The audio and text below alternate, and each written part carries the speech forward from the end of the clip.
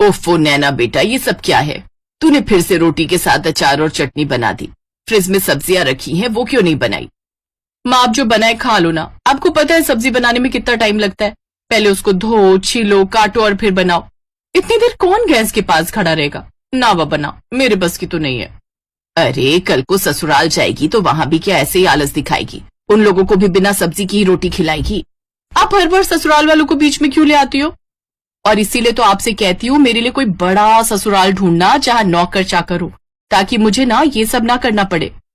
ऐसे कुछ समय बीत जाता है और नैना के लिए एक बड़े घर का रिश्ता आता है और कुछ समय बाद नैना ब्याह कर अपने ससुराल चली जाती है। शादी के अगले दिन उसकी पहली रसोई की रस्म होती है।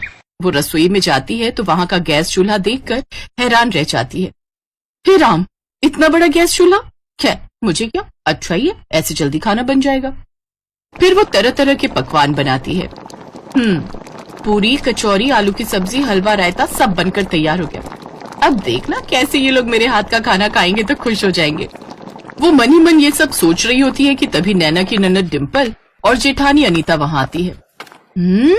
अरे वाह, खुशबू तो बड़ी अच्छी आ रही है। लेकिन ये क्या, ये तो आधा ही खाना बना है।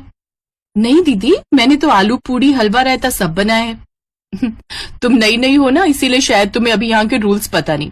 यहाँ खाने में एक नहीं बल्कि 10-10 सब्जियां बनती हैं एक वक्त पर। क्या?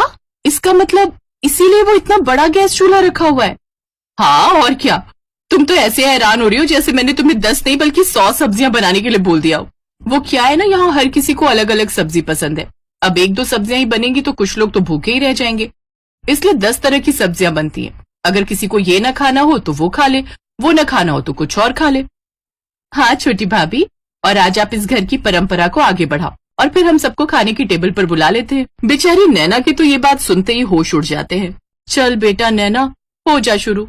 अब बन जा तू झांसी की रानी और बना डाल 10 सब्जियां। इतनी सब्जियां तो मेरी शादी में भी नहीं बनी थी जितनी ये लोग मुझसे एक वक्त में ही बनवा लेंगे। कुछ समय बाद वो सबके लिए खाना परोसती है तो उसके हाथों का खाना खाकर सब उसकी खूब तारीफ करते हैं। वाह, क्या कमाल का स्वाद है इन सब्जियों में। सचमुच छोटी बहू, तुम्हारे हाथों में तो जादू है। अब से तुम ही रसोई में 10 तरह की सब्जियां बनाओगी। अब तेरा क्या होगा नैना? बड़ी ऐश मार ली तूने माँ के घर में, अब अच्छे से शामत आई है तेरी। ऐसे कुछ दिन बाद बरसात का मौसम शुरू हो जाता है।